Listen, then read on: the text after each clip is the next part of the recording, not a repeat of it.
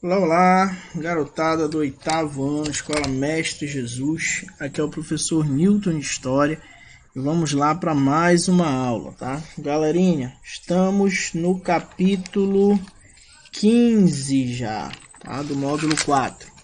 Imperialismo, África e Ásia. Hoje nós vamos falar sobre imperialismo na África, tá? Hoje nós vamos trabalhar da página 43 até a página 45. Então, se você ainda não pegou o seu livro, pause o vídeo, vai lá, pega o livro, depois você volta aqui com a gente, certo? Então, vamos lá. Imperialismo na África. Na última aula a gente já falou um pouco as características do imperialismo, você já sabe o que foi o imperialismo, você já sabe o contexto histórico em que o imperialismo ocorreu, as suas principais características, as formas de dominar os povos utilizados pelos imperialistas, certo? Então vamos lá, olha só, gente, a Conferência de Berlim, como a gente já conversou, né, organizada lá pelo Otto von Bismarck e tudo mais, que tinha como objetivo organizar, né, a forma com que a África ia ser dividida entre as potências. Na verdade, a Conferência de Berlim ela lança as bases, né, para a exploração do continente africano pelos europeus. Uma das estratégias utilizadas aí pelos europeus foi estimular a rivalidade entre diferentes grupos étnicos africanos. Então eles estimulavam as guerras étnicas, guerra entre africanos, né? A África sempre foi um país em que tinham etnias rivais, tinham etnias inimigas, né? Quando a gente fala sobre escravidão, processo de escravidão, a gente percebe que os próprios africanos participaram desse processo de escravidão, porque os africanos de uma etnia dominavam africanos de outra etnia através da guerra e vendiam esses como escravizados, né? Vendiam para ser escravizados. Então, sempre existiu conflito étnico, né? Guerras étnicas entre grupos africanos.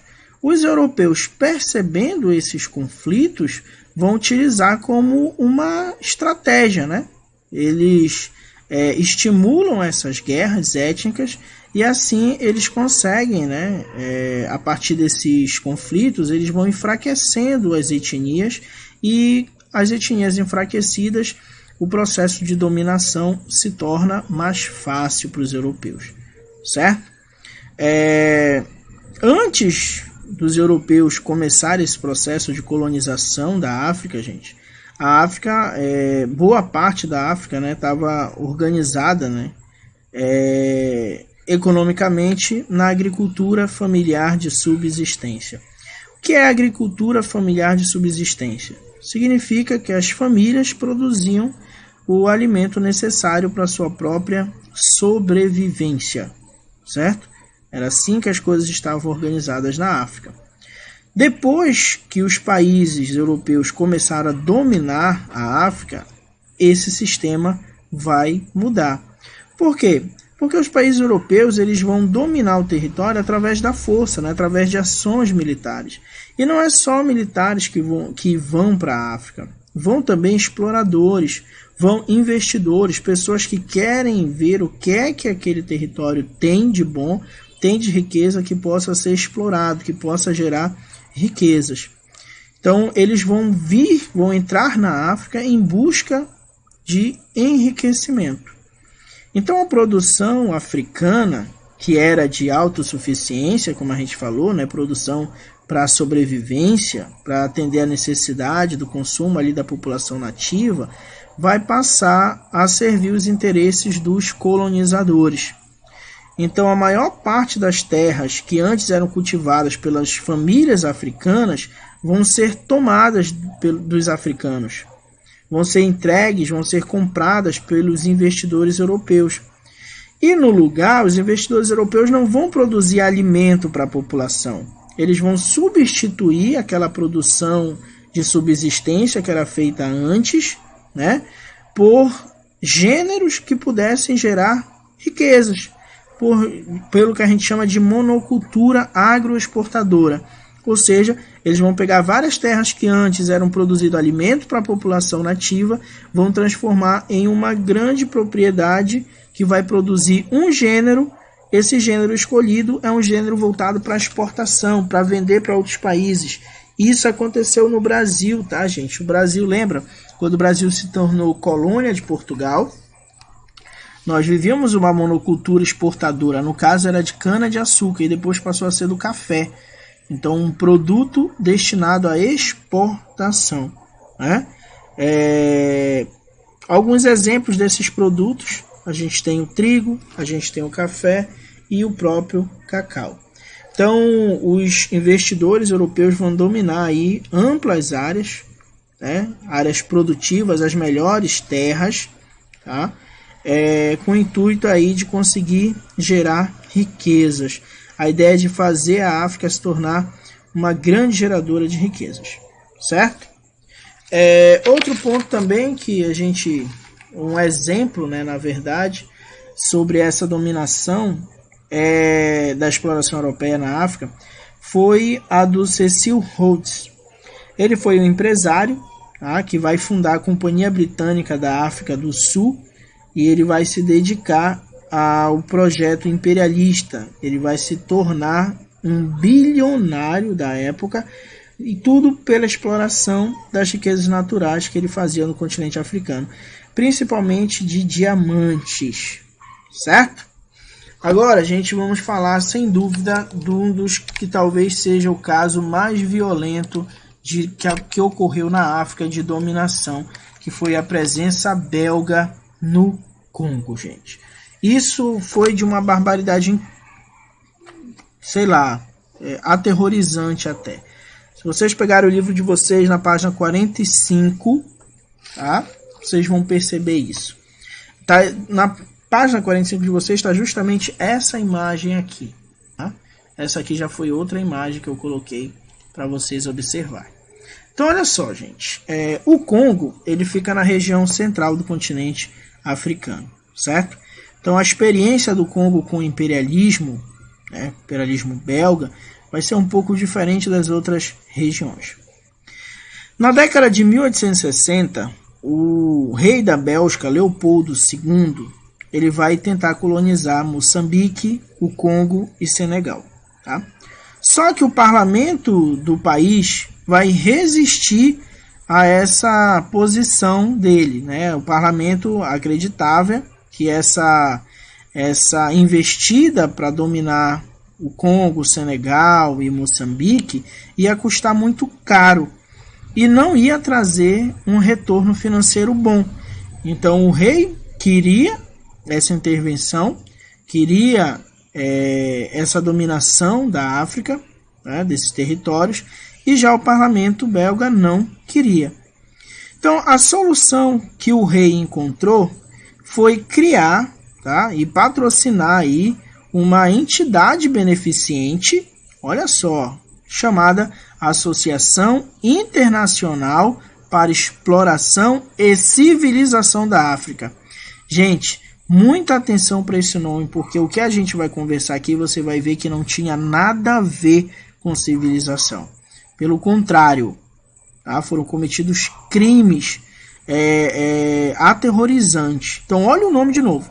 Associação Internacional para Exploração, até aí tudo bem, e Civilização da África, ou mais popularmente conhecida como Associação Internacional Africana.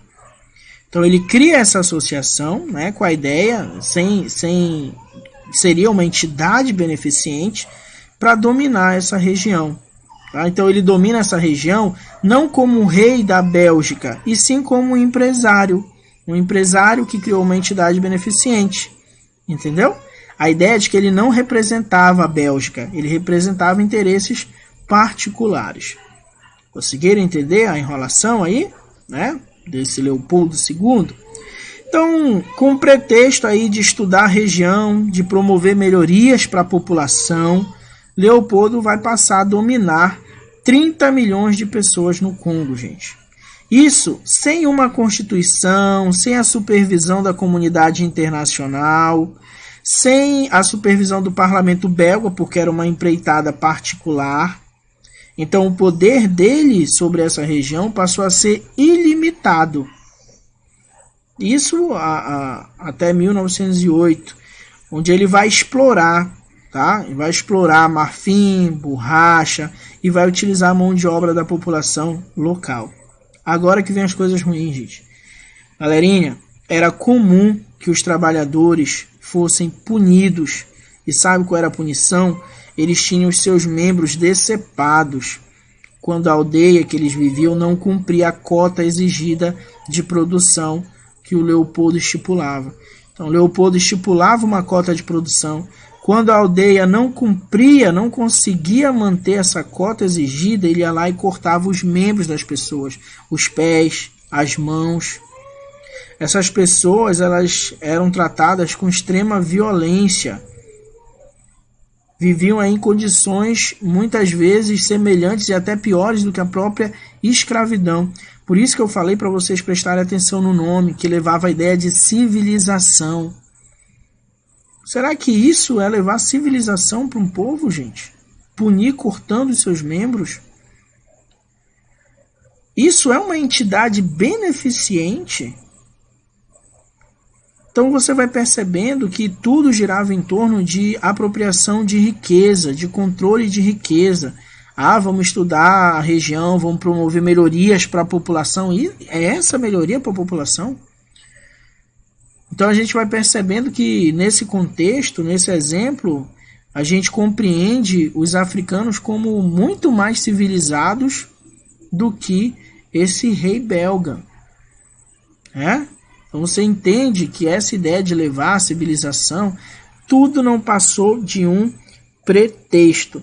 Gente, essa imagem que vocês estão vendo aí tem uma legenda no livro de vocês, tá? Ela é de 1904, foi feita por um missionário que registrou aí as atrocidades vividas pelos congoleses. No caso da fotografia, tá? Você tem um homem aí no centro da foto e ele está observando, gente, o pé e uma mão da filha dele.